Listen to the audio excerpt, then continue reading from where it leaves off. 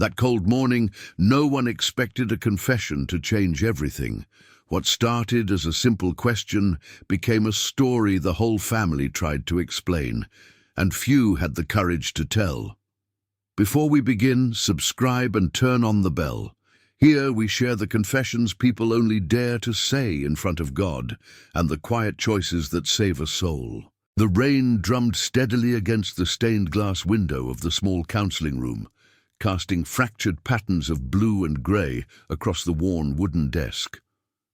Pastor Ellis sat in his armchair, the one with the faint scent of old books and polished oak, his hands folded loosely in his lap.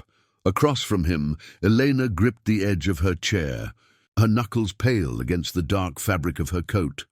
She was in her late 40s, her dark hair pulled back tightly, as if holding herself together required the same precision. Her eyes, red-rimmed but dry, fixed on a point just beyond the pastor's shoulder. "I never thought I'd end up here," she began, her voice low and measured, like someone reciting a prayer they'd rehearsed in the dark. "Not like this, but after what happened last night, I had to tell someone who wouldn't judge before hearing it all." Pastor Ellis nodded once, his expression calm, inviting without pressure. "Take your time, Elena. Whatever it is, it's safe here." She drew a slow breath, the air thick with the quiet hum of the heater in the corner. Outside, the wind rattled the branches of the old maple tree, but inside, the room felt sealed off from the world, a confessional without walls. Elena's gaze finally met his, and when she spoke again, her words came out steady, but laced with the weight of something shattering. "It started with the security guards, 2 of them, standing at my front door like they owned the place. It was just after dawn, the kind of grey morning where the light barely creeps in. I was in the kitchen making coffee, our old routine, you know. Mark was still asleep upstairs, or so I thought. The doorbell rang, sharp and insistent, cutting through the quiet like a knife. She paused, her fingers tracing the armrest, as if feeling the chill of that morning all over again. I opened the door, and there they were. Big men in dark jackets, badges glinting under the porch light that hadn't even flickered on yet. "Mrs. Harlan," one said, his voice flat, professional. "We're from Apex Security. Your mother-in-law, Mrs. Victoria Langford, has retained our services for the property." The property! That's what they called our home, Pastor. The one Mark and I bought 15 years ago, scraping together every penny from his job at the mill and my part-time work at the library. Elena's voice cracked just slightly, but she pressed on, her tone restrained, as if emotion were a tide she was holding back. I stood there in my robe, barefoot on the cold tile, staring at them. "What do you mean, retained?" I asked. The taller one handed me a card, crisp and official. "She's concerned for the family's safety. Instructions are to monitor access to the residence. No one enters or leaves without verification." Verification, like I was some intruder in my own life. Pastor Ellis leaned forward a fraction, his eyes steady. "And Mark, where was he in this?" She shook her head, a bitter smile flickering across her lips before fading. "That's the part that broke me. While I was dealing with them, trying to make sense of it, Mark came down the stairs. He was dressed already, tie loose around his neck, like he'd been waiting. He didn't even look surprised. "It's fine, Elena," he said, his voice so calm it felt like a stranger's. "Mum's just being cautious after what happened with the neighbor's break-in last month." But there hadn't been a break-in. Not on our street. And even if there had, why security? Why her hiring them without a word to us? The pastor's brow furrowed slightly, but he said nothing, letting the silence settle like dust after a fall. Elena continued, her words gaining a quiet rhythm, painting the scene as if it were unfolding right there in the room. They set up right away. One guard stayed by the door. The other walked the perimeter of the yard, their boots crunching on the gravel we'd laid ourselves. I closed the door, my hands shaking, and turned to Mark. "What is this?" I demanded. "Your mother thinks she can just install guards in our house?" He shrugged, avoiding my eyes, pouring himself coffee from the pot I'd made. "It's her money, Elena. She's helping. You know how she worries." Helping. That word hung in the air, sour as the steam rising from his mug. She leaned back, the chair creaking softly under her. The rain outside picked up, tapping insistently now, mirroring the pulse in her temple. But it wasn't just the guards. That was the hook, the thing that yanked me into the nightmare. Over the next weeks, it was the calls, the texts from Victoria, always laced with concern. "Darling, I heard you were out late again. Mark mentioned you're so forgetful these days." Forgetful. I'd been handling our bills, our doctor's appointments, everything while he worked those long shifts. But suddenly, I was the one who couldn't be trusted. Pastor Ellis interjected gently, his voice a soft anchor. "It sounds like she was positioning herself." "Turning the ground beneath you." Elena nodded, her eyes distant. "Exactly. And Mark, he started echoing her. Little things at first. 'Mum says you missed the car payment.' I hadn't. I'd paid it double to cover his overtime taxes.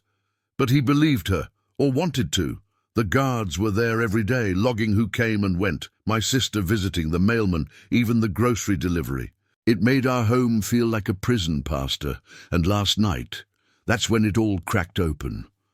Her voice dropped lower, the intimacy of the confession pulling the air taut. We were in the living room, the guard's shadows visible through the curtains. Mark sat across from me, his face hard in the lamplight. "Elena, Mum thinks we need to talk about separation," he said, just like that. "No build-up, no fight. She's right, you've changed, distant. Maybe it's the stress." Changed. I'd given him 20 years, 2 kids who were grown and gone, a home we built from nothing. And now, because of her, he saw me as the problem. The pastor watched her, his silence a permission to unravel more. Elena's hands unclenched, but the tension lingered in her shoulders. I looked at him, really looked, and saw how far she'd pulled him. The security wasn't just guards, it was her way in, her spies, whispering doubts until he turned against me. And in that moment, with the rain pounding outside and the weight of it all pressing down, I knew I had to get out, not from the house, from the lie she'd built around us. She fell quiet then, the room holding the echo of her words. Pastor Ellis waited, his presence steady, before asking softly, "What did you do next?" Eleanor met his gaze, the first hint of resolve breaking through the somber veil. I started remembering who I was before her shadow fell over everything. Eleanor paused, her fingers now still on the armrest, as if anchoring herself to the memory. The rain had eased to a soft patter, but the room felt heavier, the air thick with the unspoken layers of her life. Pastor Ellis shifted slightly in his chair, the faint creak of leather the only sound breaking the hush. He didn't prompt her again. His quiet patience was enough, a gentle nudge toward the truth she'd come to unearth. "Before the guards," she continued, her voice threading back through the years like a needle pulling at old seams, "there was always Victoria. From the day Mark and I met, she was there, a shadow at the edges of our happiness. We were young then, me, fresh out of community college, with dreams of teaching, him working the line at the mill, saving for something better. Our wedding was simple, in the backyard of my parents' old place, with wildflowers and a potluck supper. Victoria arrived in her sleek car, pearls gleaming, and from that first hug I felt it. Her grip was too tight, her smile too perfect. She glanced at the window, where droplets traced erratic paths down the glass, mirroring the way her life had begun to unravel. Mark adored her. She was the widow who'd raised him alone after his father died young, turning their modest home into something grand through sheer will, and I later learned, a string of investments that paid off. She never said it outright, but her money was the undercurrent. Subtle at first, like the way she'd gift us furniture for our first apartment, insisting it was nothing, but it came with strings, invisible ones that tugged when we least expected. Pastor Ellis nodded faintly, his eyes reflecting the dim light. And you? How did it feel, building a life with those gifts in the background? Eleanor's lips pressed into a thin line, a flicker of old resentment surfacing before she tempered it. Grateful, at first. We were scraping by, rent eating half our pay, no room for extras. When the kids came, twins, just 2 years after we married, it got harder. Diapers, doctor visits, the endless nights when Mark's shifts ran late. Victoria stepped in then, wiring money for the down payment on the house. "It's family," she'd say over the phone, her voice warm as honey. "You two focus on the babies." But the deed, it was in her name technically until we could refinance. A temporary measure, Mark called it. That was 15 years ago. The pastor's expression remained steady, but his fingers tapped once against the arm of his chair, a subtle acknowledgement. A dependency then, hidden, but binding. "Yes," Elena whispered, the word carrying the weight of concessions made in quiet desperation. It started small. She'd visit unannounced, sweeping through our kitchen with critiques wrapped in compliments. "Darling, this spice rack is charming, but let me send you one from the city. Yours looks so makeshift." I'd smile and nod, wiping flour from my hands after baking for the kids' school events. Mark would laugh it off, kissing her cheek. Mom means well. But over time, her presence eroded pieces of me. The way she'd pull him aside for private talks, leaving me to entertain her with stories of our little adventures. I was the outsider, the one who'd married into her world, not the other way around. She leaned forward now, her voice gaining a measured intensity as if recounting the slow poison of those years. The heater hummed softly, a counterpoint to the chill seeping from her words. The erosion was gradual, like water wearing down stone. After the twins left for college, our pride, both on scholarships we'd scrimped for, Victoria's involvement deepened. Mark's mill closed, the economy shifting, and suddenly we were relying on her more. She paid for his retraining courses, then loaned money for the car when his broke down. Each time it was framed as love. I can't bear to see my boy struggle, but to me it whispered control. I'd hear them on the phone late at night, his voice low in the study, her laughter filtering through the door. "Tell Elena not to worry, I've got it handled." As if I were the child, not the partner who'd stood by him through layoffs and lean winters. Pastor Ellis listened, his gaze unwavering, the lines around his eyes deepening with quiet empathy. And in that, she positioned herself as the savior. "What role did that leave for you?" Elena exhaled slowly, the sound ragged in the confined space. The grateful one, the one who cooked her favorite meals when she visited, who bit her tongue when she'd rearrange my cabinets for efficiency. But dignity slips away in increments. There were the comments, veiled at first. "You look tired, Elena. Perhaps a new hairstyle." Or, after I gained a few pounds post-menopause, "Mark deserves someone vibrant." He'd defend me half-heartedly, but her words lingered, planting seeds of doubt. And the money. It bound us. We talked about refinancing the house a dozen times, but something always came up: a medical bill for my mother, tuition shortfalls for the kids. Victoria's checks filled the gaps, and with them, her influence grew. The rain picked up again, a steady rhythm against the pain, underscoring the monotony of surrender. Elena's eyes grew distant, fixed on the fractured light. Mark changed too, subtly. He'd defer to her on decisions, where to vacation, what to invest in. Mom knows best, she's got the experience. Our intimacy faded under it all. Nights when he'd come to bed distant, scrolling through emails from her about family matters.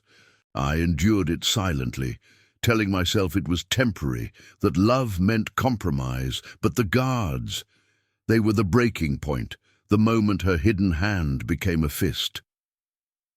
She fell quiet for a beat, the weight of those years settling between them like fog. Pastor Ellis waited, then asked softly, how did that dependency show in the day-to-day, the small humiliations? Elena's hands clasped in her lap, knuckles whitening anew. Every way imaginable, she'd called during dinner, putting Mark on speaker so I could hear her plans for us. I've booked the cruise. You both need a break from that drab routine. I'd force a smile, but inside it burned. Our routine, our life reduced to drab. And when I pushed back once, suggesting we handle things ourselves, she feigned hurt. After all I've done! Mark would side with her, his eyes pleading for peace. Don't make waves, Elena. She's only trying to help. Help, that stripped my voice, my choices, until I was a guest in my own home, dependent on her whims for the roof over our heads. The pastor nodded, his voice a calm thread in the unraveling. It sounds like a slow theft of self, not just yours, but the marriage itself. Yes, she agreed, the admission hanging heavy, and as her security took root, so did the real turning, Mark's eyes shifting from partner to echo of her will. The erosion had carved deep, leaving me hollow, wondering how I'd let it happen one quiet concession at a time. Elena sat back in the armchair, the fabric worn smooth from years of confessions like hers, her body language a quiet testament to the exhaustion of holding it all in. The rain had softened to a drizzle, leaving the windows streaked and the room dimmer, as if the light itself were retreating. Pastor Ellis remained still, his posture open but unintrusive, giving her space to breathe through the memories. The scent of damp earth seeped in from outside, mingling with the faint polish of the wooden cross on the wall, a reminder of anchors in stormy lives. And that's when the whispers started, Elena said, her voice threading through the quiet like a confession long overdue. Not just from Victoria or Mark, but from everyone around us. The family, the old neighbors, even the women at church. They saw the guards first, the two men patrolling the driveway like sentinels, and jumped to their own conclusions. Must be trouble in paradise, my sister murmured over coffee one afternoon, her eyes flicking toward the window where one of the security detail stood, arms crossed. She meant it lightly, but it stung, painting me as the source of chaos in a marriage that had always seemed steady from the outside. Pastor Ellis tilted his head slightly, his voice gentle as he prompted, "What did they say about you, specifically?" She let out a slow breath, her fingers absently smoothing the crease in her coat, that I was dramatic, too sensitive, unraveling under the pressure of an empty nest. My sister, bless her, but she never saw the full picture, called after the guards had been there a week. "Elena, are you okay? Mark mentioned you're on edge. Maybe it's menopause or the kids being gone. Don't take it personally. Victoria's just protective. Protective, as if installing strangers to watch my every move was motherly concern. She suggested I talk to the doctor, get some help for my nerves. I laughed it off then, but it lodged in my chest like a stone." The pastor's eyes held hers, steady and without pity. And the community? How did they read it? Elena glanced toward the door, as if expecting interruption, then leaned in, her words measured, painting the isolation that had crept in. The heater clicked on again, a low rumble underscoring the chill of judgment. At church, it was subtler, but no less cutting. We'd been going to St. Mary's for years, me in the choir loft on Sundays, Mark helping with the youth group back when the twins were small. But after the security detail became a fixture, heads turned during the coffee hour. Mrs. Hargrove, the one with the sharp tongue and the perpetual bake sale smile, pulled me aside one morning. The sanctuary smelled of fresh varnish from the pews, sunlight slanting through the high windows like judgment itself. She mimicked the woman's hushed tone, her own voice dropping to match. "Elena, dear, we've heard about the guards. Is everything all right at home? You seem distracted lately. Perhaps you're taking on too much, worrying over nothing. Distracted. As if my home turning into a monitored outpost was my imagination. The pastor there, Father Klein, mentioned it too, in passing after service. Family matters constrain the spirit, he said, patting my arm. Pray on it. Don't let pride cloud your forgiveness. Pride. They saw me as the ungrateful one, biting the hand that housed us, when all I'd done was question the cage closing around me. Pastor Ellis nodded once, his fingers steepled under his chin. It's easy for others to misread when they only see fragments. What about Mark's side of the family? Elena's expression tightened, a shadow crossing her features as she recalled the gatherings that had once felt like refuge. His cousins, his aunt, they echoed Victoria without knowing it.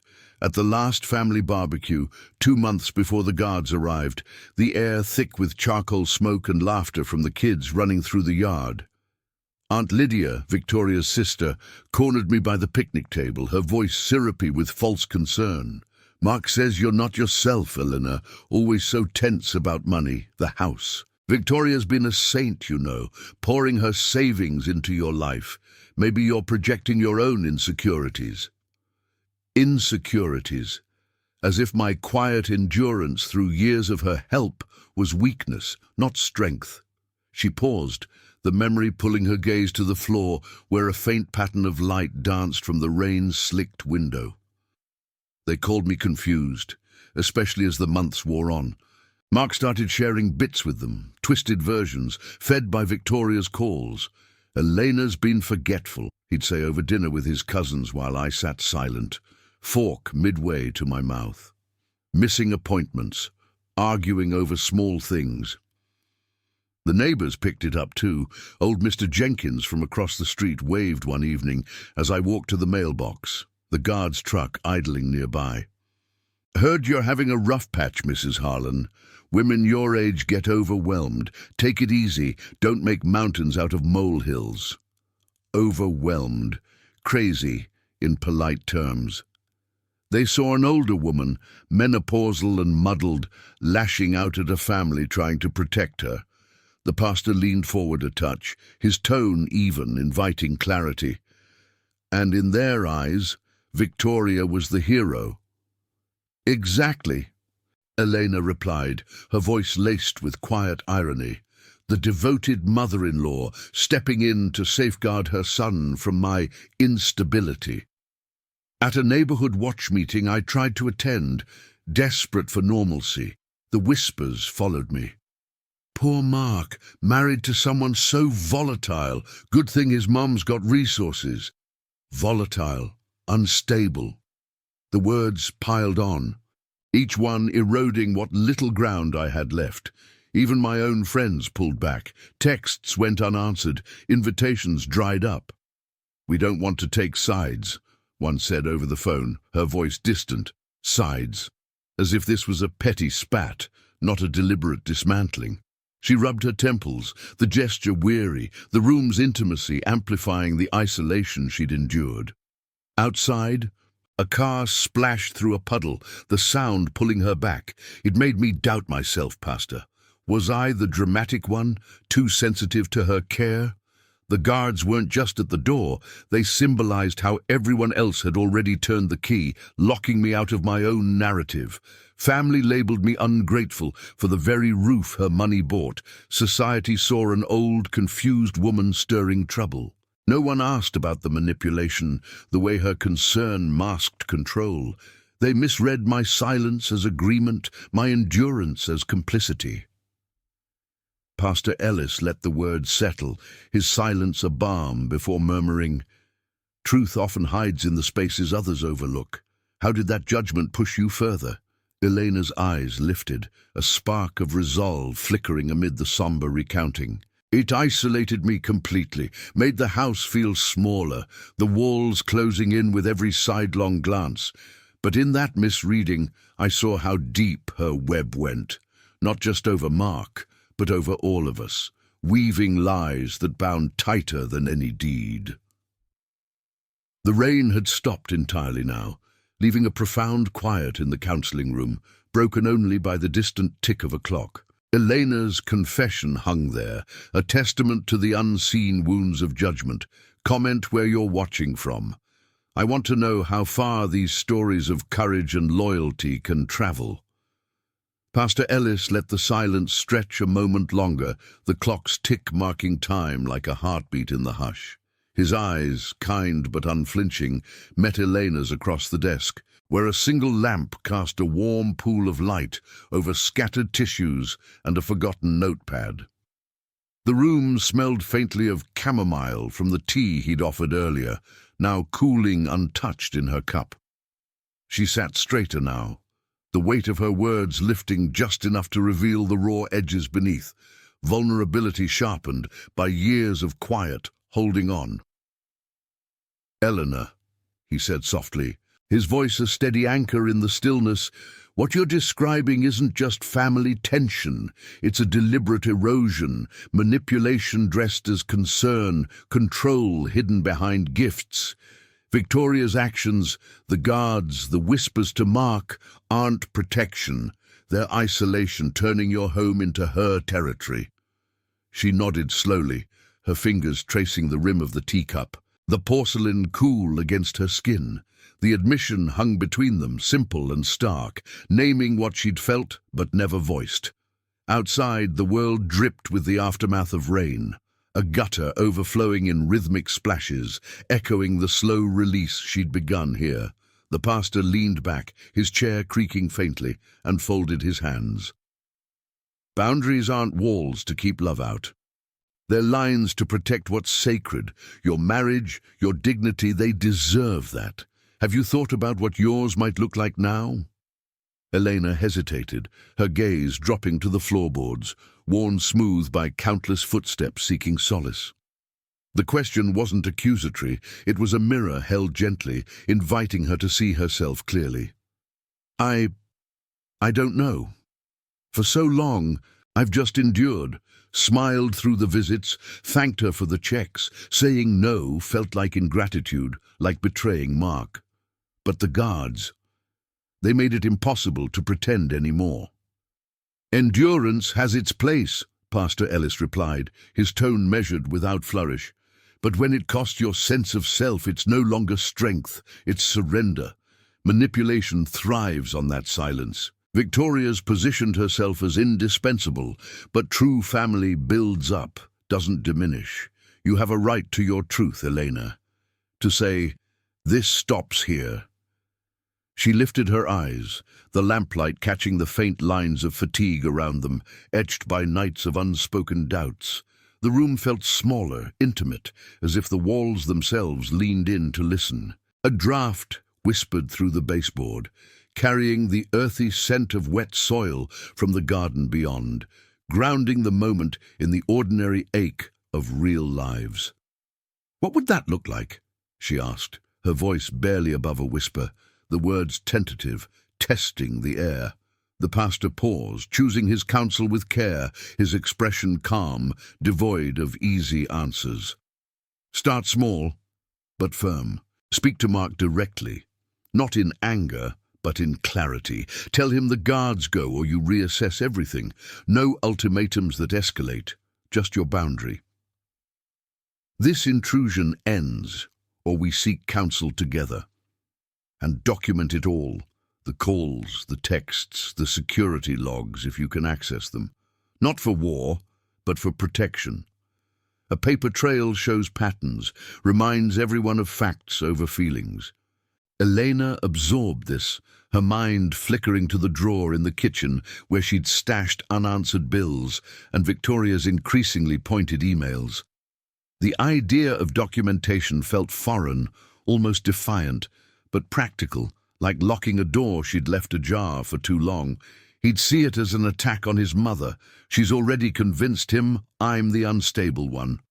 Perhaps, Pastor Ellis said, his voice even, a quiet nod acknowledging the risk. But truth has its own weight. Manipulation often relies on isolation. Naming it aloud reclaims your place. You're not attacking, you're defending your dignity. And if Mark can't hear that, it reveals where his loyalties truly lie. Dignity isn't negotiable, Elena. It's the core of who God made you to be. She drew a breath, the air filling her lungs with a steadiness she hadn't felt in months. The pastor's words weren't a sermon, no thundering calls to righteousness. They were markers on a path, subtle guides through the fog. Outside, the clouds parted briefly, a sliver of pale sunlight glancing off the window, illuminating dust motes dancing in the air like fleeting hopes. Protection goes beyond words. He continued, his gaze steady. Consider a trusted ally, your sister perhaps, or a counselor outside the family. Share what you've shared here, let them witness, and practically look into the house deed. If her name's still on it, that's leverage she holds. Talk to a financial advisor quietly about separating what you can, not to sever ties overnight, but to loosen the hold. Safety nets aren't betrayal, they're wisdom. Elena's hands unclenched fully now, resting open in her lap, palms upturned as if receiving the counsel like rain on parched ground. The clock ticked on, indifferent, but the moment felt pivotal, a hinge turning in the quiet. I've been so afraid of being alone in this, of proving them right, that I'm ungrateful, dramatic. Pastor Ellis shook his head once, a small gesture rich with reassurance. Fear of judgment kept you silent too long. But truth liberates, even when it's hard. You're not alone here, Elena. Faith isn't about perfection. It's about choosing self-respect over endless concession. Set that boundary. Document the reality. Protect your heart. The rest unfolds from there. She sat with that, the words settling like sediment in still water, clarifying what had been muddied. The room warmed slightly as the sun strengthened outside, casting longer shadows across the desk, symbols of truths emerging from darkness. For the first time since the guards appeared at her door, Eleanor felt the stirrings of agency, not rage, but a quiet resolve, the moral courage to claim her space. "Thank you," she murmured, meeting his eyes with newfound steadiness, "for naming it, for seeing me." The pastor smiled faintly, the expression brief but genuine. "It's always there, waiting to be claimed. Take it one step at a time." In that exchange, amid the ticking clock and fading scent of tea, Elena glimpsed the path forward. Not a grand escape, but a deliberate stand rooted in dignity and truth. Elena emerged from the counseling room into the late afternoon light, the air crisp with the scent of wet leaves from the churchyard. Pastor Ellis's words lingered like a quiet echo in her chest, not a blaze but a steady flame. Dignity, boundaries, truth. She walked to her car, the gravel crunching underfoot, her coat pulled tight against the chill that had nothing to do with the weather. The drive home felt longer than usual, the radio a murmur she barely heard, her mind turning over the practical steps he'd suggested: document, protect, reclaim. By the time she pulled into the driveway, the security truck was there as always, one guard leaning against it, scrolling on his phone. He nodded curtly as she passed, his presence a silent accusation. Inside, the house was dim, curtains half drawn against the fading sun. Mark was in the kitchen, stirring something on the stove, pasta, from the steam rising in lazy curls. The guard's radio crackled faintly from the porch, a reminder that privacy had become a luxury. "Elena," he said without turning, his voice even, as if the morning's tension hadn't frayed everything. "You're late. Mum called, said she'd drop by tomorrow with papers for the refinance." She set her keys on the counter with deliberate care, the metal clinking softly against the granite. Papers, another layer of her help, no doubt laced with conditions. The word from the pastor, manipulation, flashed in her mind, sharp and clarifying. She watched Mark's back, the familiar slope of his shoulders now shadowed by doubt, and felt the old pull to smooth it over, to nod and endure. But not this time. Her gaze drifted to the stack of mail on the side table, bills she'd paid meticulously for years, and beneath them, the edge of a bank statement she'd tucked away last week. Victoria's transfers, monthly deposits into their joint account, marked as gifts, but always followed by her opinions, her plans. The house deed still in her name after all this time, a chain disguised as security. Elena's throat tightened, not with anger, but with the quiet realization that every concession had funded her own diminishment. "I need to talk to you," she said, her voice steady, pulling out a stool at the island. The pasta sauce bubbled softly, filling the air with tomatoes and herbs, a domestic normalcy that felt mocking now. Mark turned, wiping his hands on a towel, his expression guarded. The light from the window caught the lines around his eyes, deeper than she remembered. "About what? The guards? Mom explained." "No," she interrupted gently but firm, meeting his gaze. "About the money, all of it." She reached for the bank statement, unfolding it with hands that didn't tremble. The numbers stared up at her, deposits from Victoria, withdrawals for the house payment, the car insurance, even the twins' occasional care packages. It wasn't just help, it was a ledger of control, each entry a subtle claim on their lives. He frowned, setting the spoon down. "What are you getting at?" "She's been generous, without her." "Without her, we'd have figured it out," Elena said, the words tasting like truth she'd swallowed for too long. "Like we did before the kids, before the mill closed. But this, it's not generosity. It's a hold. The guards, the calls turning you against me, it's all tied to this." She tapped the paper, the sound crisp in the quiet kitchen. Outside, the guards' footsteps shifted on the porch, a muffled conversation drifting in. Mark's face hardened, but there was a flicker, uncertainty perhaps, in his eyes. "You're overreacting. Mom's worried about us, about the house. She just wants stability." "Stability for who?" Elena pressed, her tone even, the pastor's counsel guiding her like a hand on her shoulder. "I've documented it, Mark. The transfers, the texts, the way she calls you late at night. It's not worry, it's isolation. And I'm done letting it fund the lie that I'm the problem." She paused, drawing a breath that filled her with resolve. The clock on the wall ticked steadily, marking the shift, the small act unfolding in the ordinary light of their kitchen. He stared at her, the towel twisting in his hands. "What do you mean, documented?" "Starting now," she replied, folding the statement and slipping it into her purse. But the real turn came in that moment, as she pulled out her phone, not to argue, but to act. With steady fingers, she opened the banking app, navigating to the automatic transfers they'd set up years ago for the house payment, the one that pulled from Victoria's account through some convoluted joint setup she'd never questioned. One tap, and she paused it, the next deposit, scheduled for tomorrow, frozen. Not cancelled outright, not a declaration of war, but a boundary drawn in digital ink. "No more," she whispered to herself, the screen glowing softly. "I won't finance my own humiliation anymore." Mark noticed the motion, stepping closer. "What did you do?" She looked up, her eyes clear, the weight lifting just enough to breathe. "I stopped the transfer. We pay our own way from here.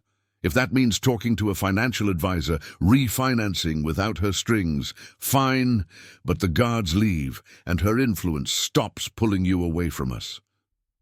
The sauce hissed on the stove, forgotten. A silence stretched between them. Outside, the guard's radio went quiet, the world holding its breath. Mark's shoulders sagged, the hardness cracking, revealing the man she'd married, the one who'd once promised to build a life, not borrow one. "Elena, Mom won't like this." "Then she adjusts," Elena said simply, standing to turn off the burner, the steam dissipating like old doubts. It was small, this act, one frozen payment, one clear statement, but it awakened something deep, a moral code she'd buried under gratitude and fear, self-respect, not as a shout, but as a quiet stand. The kitchen felt larger suddenly, the light warmer, as if reclaiming the space inch by inch. In the hours that followed, as they ate in strained quiet, the pasta cooled. The conversation halting, Elena felt the turn take root. Mark didn't call Victoria that night. Instead, he sat with her at the table, the bank statement between them like a map to uncharted ground. The guards remained outside, but their shadow felt thinner, less absolute. For the first time in months, sleep came without the knot of dread, the promise of dawn holding not just light, but possibility. Pastor Ellis would hear this later in their next session, but here, in the hush of her home, Elena knew. One small action had cracked the facade, setting the quiet machinery of change in motion. The days following Elena's quiet stand blurred into a tense haze, the kitchen confrontation echoing like a fault line in the house's foundation. Mark had nodded mutely that night, his fork scraping the plate in uneven rhythms, but the air between them thickened with unspoken accusations. By morning, the security truck idled in the driveway as usual, its engine a low growl that seeped through the walls. But Elena moved through her routine with a new steadiness, brewing coffee, checking the mail, her phone tucked close with the banking app's confirmation glowing like a secret talisman. She hadn't cancelled the transfer outright. Pausing it was enough, a deliberate breath before the plunge. Yet the act hung there, fragile and defiant, waiting for the backlash she knew would come. It arrived first in whispers, subtle as the steam rising from her mug. Victoria called that afternoon, her voice syrupy through the speakerphone Mark had insisted on using, as if transparency could mask the intrusion. Elena was in the living room folding laundry on the couch, the fabric soft and worn from years of care, when the trill cut through the quiet. Mark answered from the kitchen, his tone deferential. "Mom, yeah, she's here." He carried the phone to her, eyes averted, the cord trailing like a leash. "Elena, darling," Victoria began, the endearment laced with frost. "Mark mentioned something about the payments. A misunderstanding, I hope? You know how these things get glitchy with the bank?" Her words were polished, but Elena heard the undercurrent, the probe, the assumption of error on her part. "No glitch," Elena replied evenly, setting down a folded towel, the cotton whispering against the cushions. Sunlight slanted through the half-drawn blinds, casting bars of light across the floor, trapping dust motes in stasis. I paused it. "We need to handle our own finances now. It's not about gratitude, it's about independence." A pause on the line, heavy as the humid air before a storm. Then Victoria's laugh, light and disbelieving. "Independence. After all I've done.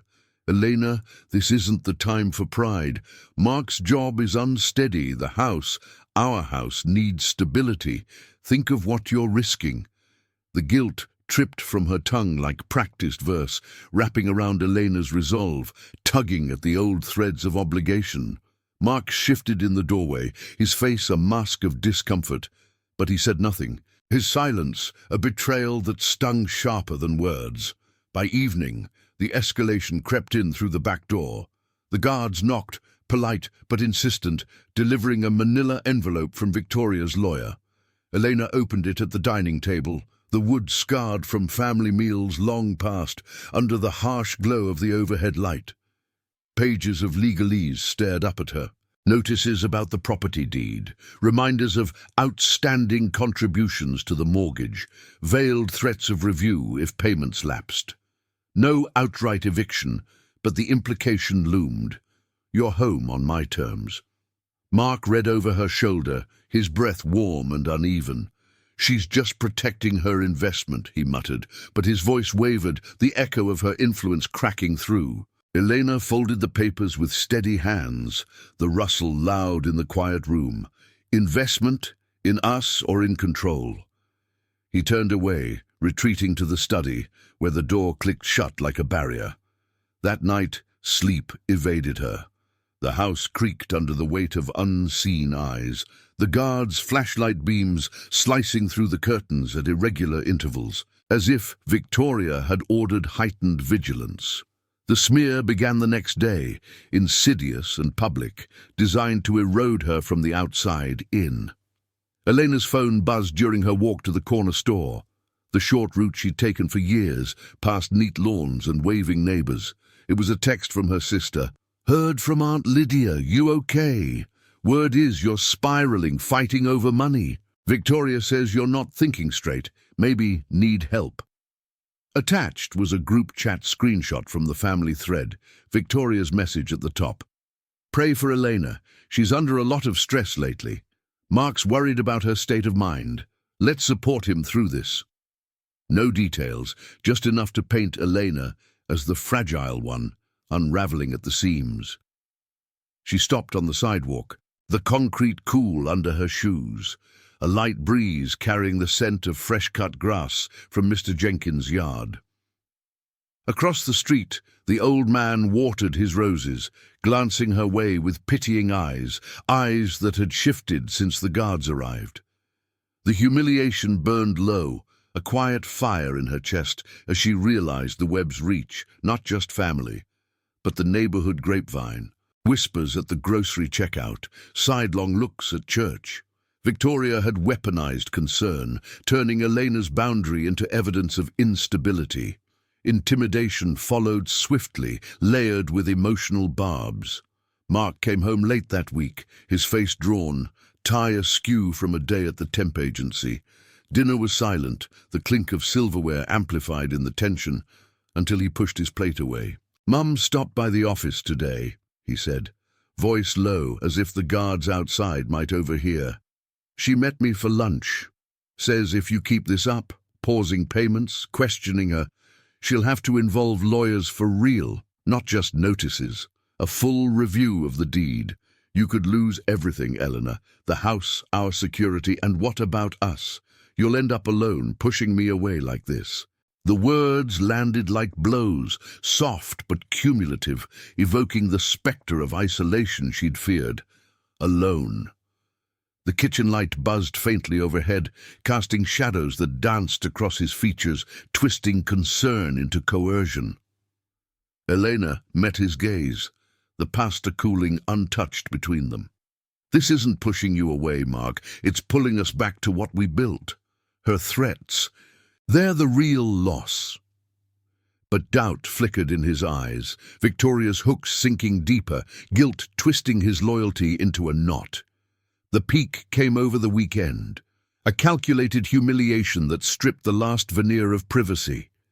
Victoria arrived unannounced, the security truck escorting her like a royal guard, pulling up with a crunch of gravel that echoed down the street. Elena watched from the window, curtains parted just enough, as neighbors peeked from behind their blinds, Mr. Jenkins pausing his mower, a curtain twitching next door.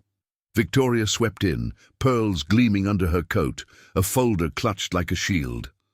Mark greeted her at the door, his embrace lingering, while Elena stood in the hallway, arms crossed, the air thick with the scent of her perfume, jasmine, overpowering and cloying. "We need to talk," Victoria said, not to Elena, but past her, to the empty living room, as if Elena were already peripheral.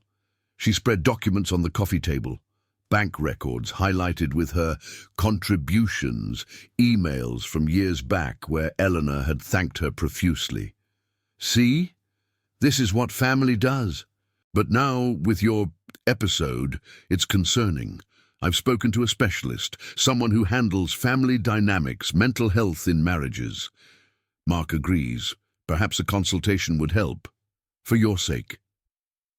The word episode hung there, a public diminishment, with the guards visible through the window, their presence underscoring the threat.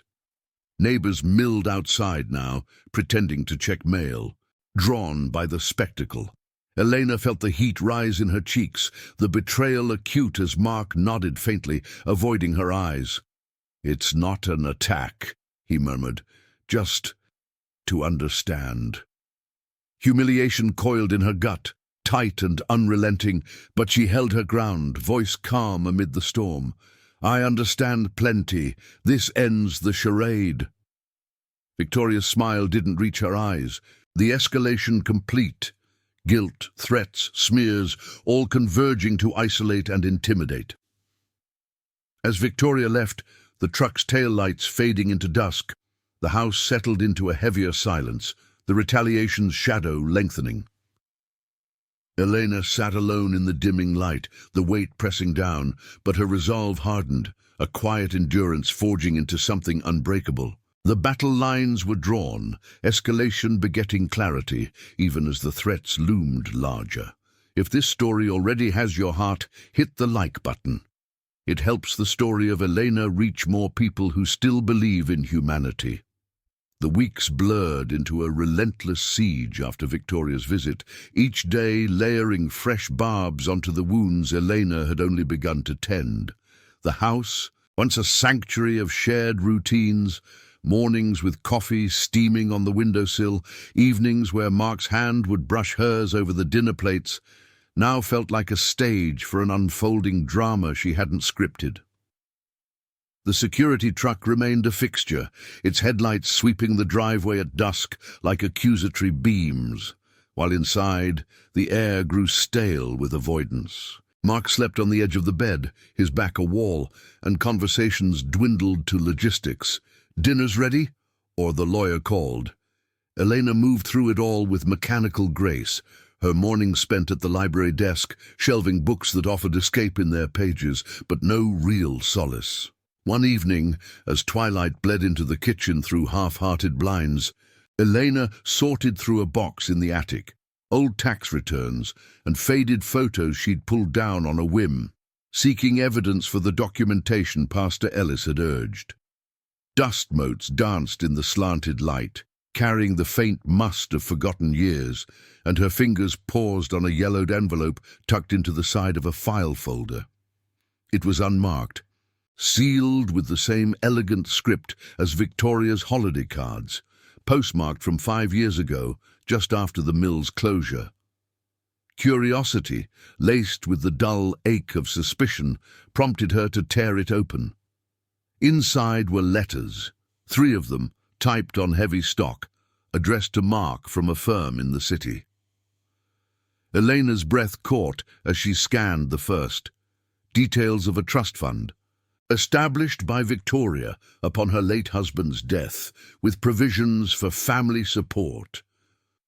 But the language chilled her, clinical and conditional. The trust wasn't the blanket generosity she'd imagined. It was tiered, disbursements tied to milestones, Mark's career stability, the maintenance of familial harmony, and, crucially, the preservation of assets under Victoria's oversight. Hidden clauses outlined penalties for disruptions, including financial clawbacks if beneficiaries jeopardized the estate's integrity. Eleanor's hands trembled as she read on, the attic shadows lengthening around her. The second letter revealed the deeper motive, a secret Victoria had buried under layers of maternal concern. It referenced a hidden debt, not theirs, but hers.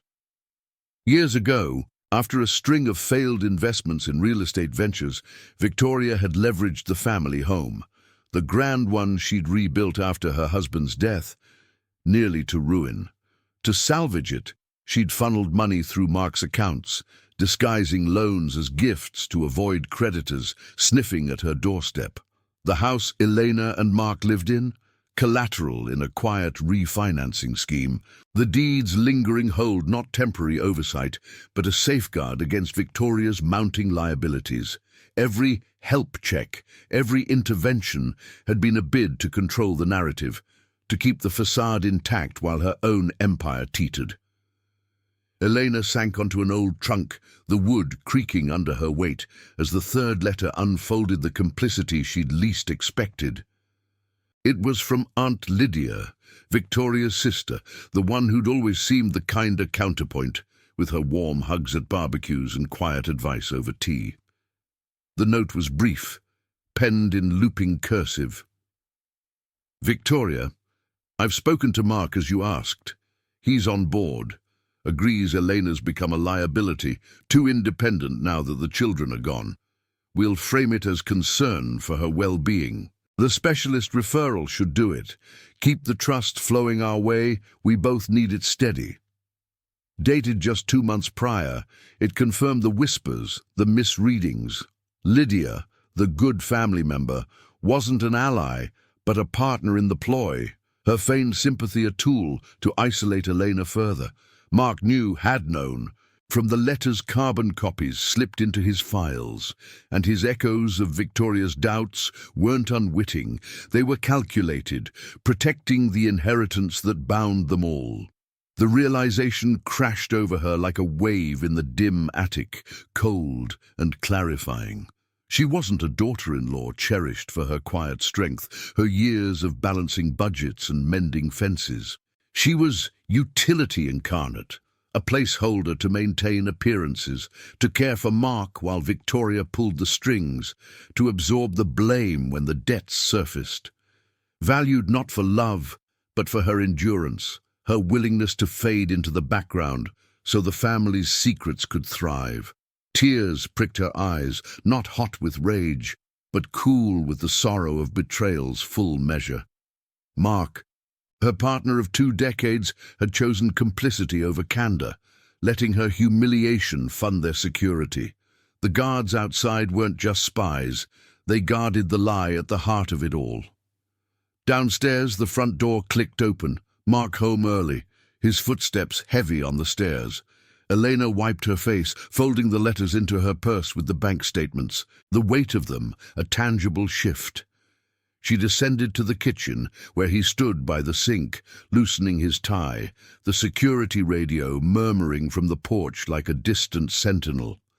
The overhead light hummed, casting his face in stark relief, and for a moment she saw him anew, not the boy she'd married, but a man entangled in his mother's web, his loyalty a chain he'd forged himself. "Mark," she said, her voice even, the letters burning against her side.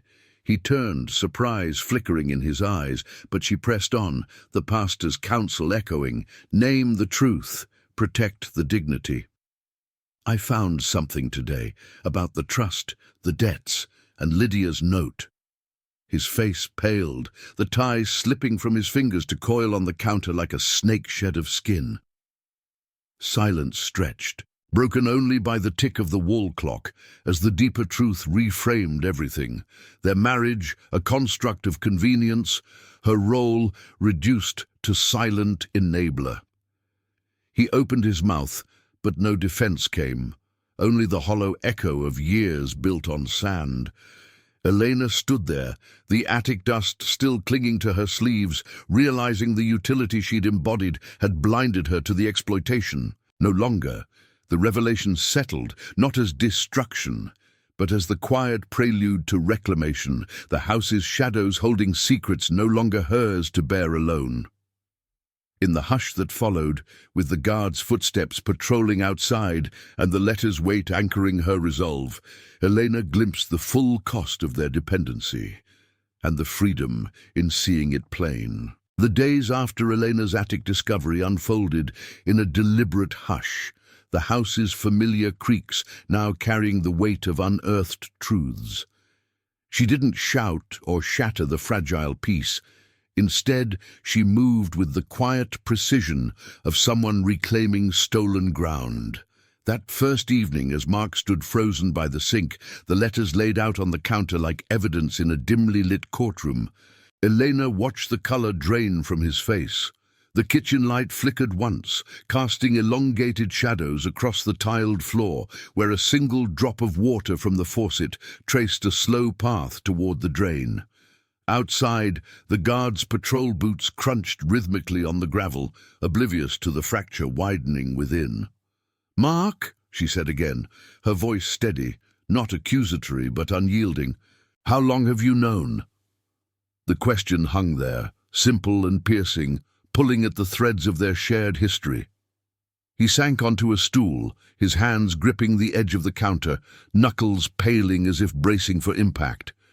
The air smelled of the half-cooked dinner from nights before, garlic lingering faintly, a ghost of normalcy.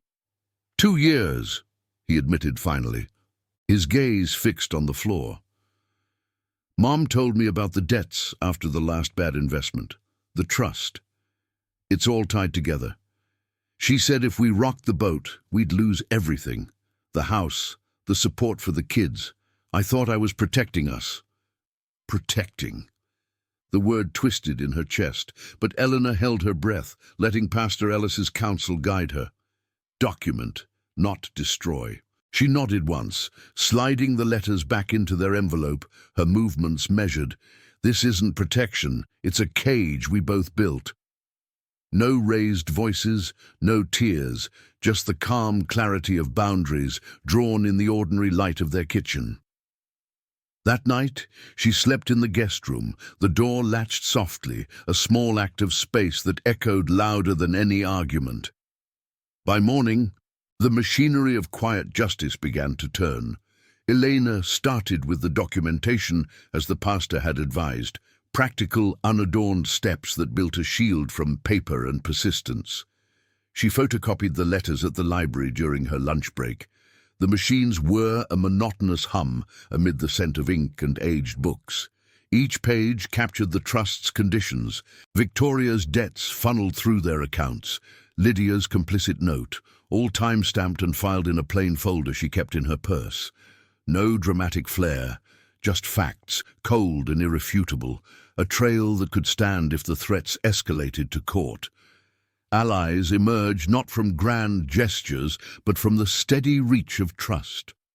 She called her sister first, the one who'd been swayed by the family whispers, speaking over the phone line that crackled faintly from the library's back office. The window overlooked a quiet street, leaves skittering along the curb in the autumn breeze. "I need you to hear this," Elena said, reading excerpts from the letters without embellishment. Her sister's silence stretched, broken only by a sharp intake of breath. "I didn't know," she whispered finally. "Lydia, she acted so concerned." By evening, the sister arrived at the house, unannounced, slipping past the guards with a wave of neighborly familiarity, bearing a thermos of tea and a notebook. They sat at the kitchen table, the steam rising in thin curls as Elena shared the folder. "Witness this for me?" she asked. The ally nodded. Her pen scratching notes, a quiet pact forged in the dimming light. Exposure came next, measured and targeted, stripping the lies without spectacle. Elena drafted a letter to Victoria, not emailed, but mailed, the envelope sealed with tape that felt final. Typed on plain paper, it outlined the discoveries, the trust strings, the hidden debts, Lydia's role. "This manipulation ends," she wrote. "The guards leave by week's end. We'll refinance the house on our terms, without your oversight. No more transfers, no more interference." Copies went to Mark, to Lydia, and to the lawyer whose notices had loomed like shadows. No accusations of malice, just the truth laid bare, consequences implied in the clarity. Victoria's response arrived 2 days later, a terse note from her attorney, demanding a meeting. But the tone had shifted, defensive, probing for weaknesses rather than threats. The decisive boundary manifested in the living room that Sunday, under the soft glow of a single lamp, the guard's truck finally absent from the driveway. Elena had insisted Mark invite his mother over, no security entourage, just the three of them. Victoria arrived punctually, her coat draped over her arm, the jasmine perfume cutting through the air like a reminder of intrusions past. She settled on the couch, posture rigid, expecting capitulation. Mark sat beside her, his hands clasped, the weight of the letters visible in his averted eyes. Elena took the armchair opposite, the folder open on her lap like an open book. "I've read everything," Elena began, her voice even, the words flowing without haste. "The trust, the debts you hid through us, Lydia's letters urging Mark to manage me. It wasn't love, it was utility. I was the steady hand keeping your secrets safe." Victoria's lips thinned, a flicker of calculation crossing her features, but Elena pressed on, undeterred. The house deed transfers to our names alone by month's end. No more conditions, no more help. If the debts pull at you, face them without us as your buffer. The boundary was firm, not vengeful. A line in the sand drawn with dignity, emphasizing truth over triumph. Victoria's retaliation faltered then, her voice sharp but hollow. You ungrateful after all I've sacrificed. But the fire lacked conviction. The exposure had pierced the facade. Allies like Elena's sister already murmuring doubts in family calls. The lawyer advising Victoria to reconsider leverage in light of the documentation. Mark shifted, his voice breaking the tension. Mom, she's right. We can't keep living like this. No dramatic fall, just the slow unraveling of control, consequences fitting the quiet scale of their lives. Victoria withdrawing, her visits ceasing, the trust's flows redirected to her own mounting bills without their cushion. In the weeks that followed, justice settled like dust after a long wind. The refinance completed through a modest loan Elena secured with her library savings and Mark's steadying job, the house fully theirs. Lydia faded from contact. Her complicity exposed in a terse family email chain, Elena chose not to engage. Mark began therapy on his own, the sessions a bridge toward rebuilding, his apologies whispered in the quiet of shared evenings. No villains toppled, no fortunes reclaimed, just realistic reckonings. Victoria's isolation in her grand but debt-shadowed home, the guards dismissed with a final invoice Elena refused to pay. Elena walked the yard freely now, the gravel firm underfoot, breathing air unmonitored. Her self-respect a quiet victory earned through endurance turned resolute. Pastor Ellis would later reflect on this in their sessions, his nod affirming the path. Compassion without surrender, truth as the truest redemption. For Elena, the justice lingered not in punishment, but in the reclaimed silence of her home. The rain tapping gently on the window one evening, Mark's hand finally reaching for hers across the table. The weight of secrets lifted, leaving space for what family might yet mean. Months passed like the slow turn of seasons in Elena's reclaimed home. The autumn leaves giving way to winter's bare branches that scratched against the window panes like half-forgotten regrets. The counseling room where she'd first unburdened her story felt distant now, a waypoint on a path she'd walked alone, guided by the pastor's quiet counsel, but forged by her own steady hands. Pastor Ellis visited once, unannounced, with a book of Psalms tucked under his arm, but Elena had declined the tea, preferring to sit on the porch steps, the wooden planks cool beneath her in the crisp air. The yard stretched empty before them, no guards' shadows patrolling the edges, just the ordinary rustle of wind through the evergreens they'd planted years ago, back when hope was a simple, unshadowed thing. She reflected on it all in those quiet evenings. After Mark had retreated to his reading chair by the fireplace, the flames casting flickering warmth across the living room rug, frayed at the edges from the twins' childhood romps. Dignity, she'd come to understand, wasn't a grand proclamation or a thunderous stand. It was this, the choice to rise each morning, brew coffee in the pot she'd bought with her first library paycheck, and meet the day without apology. The letters from the attic, now filed away in a lockbox under her bed, served as silent sentinels, reminders that truth had a texture, crisp paper and faded ink, that outlasted the illusions Victoria had spun. Elena had kept them not for leverage, but for the clarity they brought, a haunting echo of how far she'd come from the woman who'd once measured her worth by gratitude alone. Faith in humanity flickered back to life in unexpected corners, like the sunlight piercing through winter clouds to warm the kitchen table where she and Mark now shared meals without the undercurrent of surveillance. It wasn't a fairy tale reconciliation. There were nights when old silences stretched between them, when his eyes would drift to the phone as if expecting Victoria's call, a habit dying hard.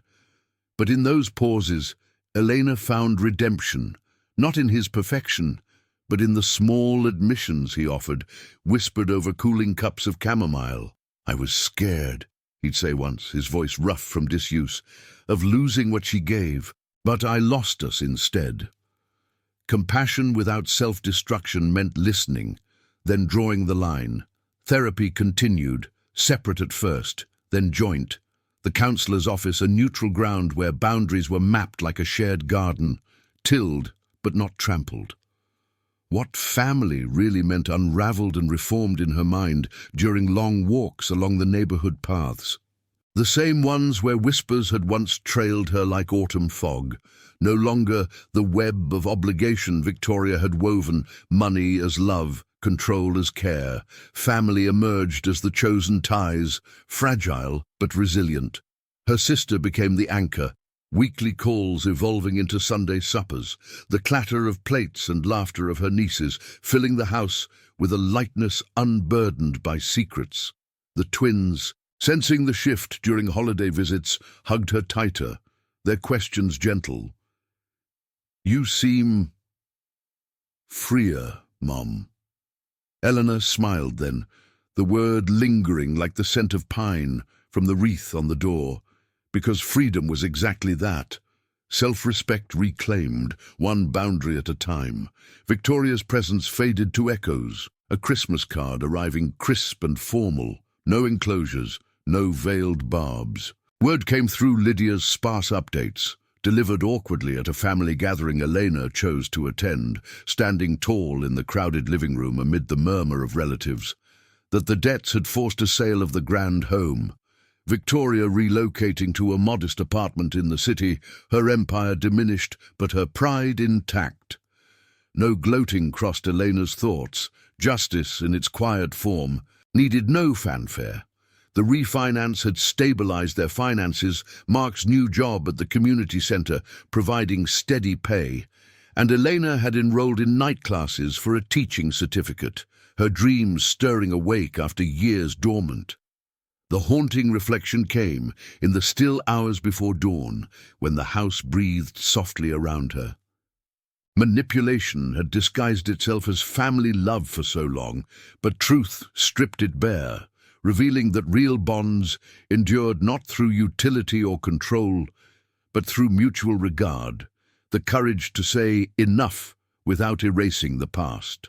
One spring morning, as Elena knelt in the garden, turning soil rich with the promise of new growth, Pastor Ellis's words resurfaced, not as sermon, but as companion, redemption through truth, the moral courage of boundaries as the truest faith in humanity. The tulips she'd planted years ago, neglected under Victoria's shadow, pushed through the earth now, petals unfurling in defiant colour. Mark joined her there, handing her a trowel without a word, their hands brushing in the dirt. A gesture small but profound, rebuilding from the ground up. Family, she realized, was this quiet endurance turned to shared tending, compassion that honored the self first, then extended outward. The weight of humiliation had lifted, leaving a calm expanse where dignity bloomed, unmonitored and whole. In the end, the story that had begun with guards at the door and whispers in the dark resolved not in vengeance, but in this serene reclamation, a life reframed by the light of self-respect, where faith in others' humanity mirrored the grace she'd extended to her own. Subscribe for more stories of compassion, justice, and redemption. Thank you for watching the case of Elena's confession. See you in the next one.